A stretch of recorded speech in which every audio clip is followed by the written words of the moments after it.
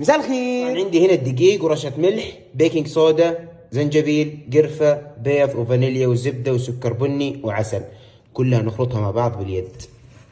حاليا هنا عندي العجينة، بحطها في ورق الزبدة زي كذا، تمام، نقفل عليها زي كذا ونفردها. حاليا بعد ما فردتها نفكها زي كذا ونجيب قالب اللي هو جينجر مان ونبدأ نقص. وبس كذا وعلى الفرن.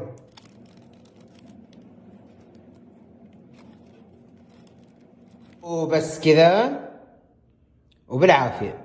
والطعم من جد من جد جنان. شيك بس كيف على الحجم.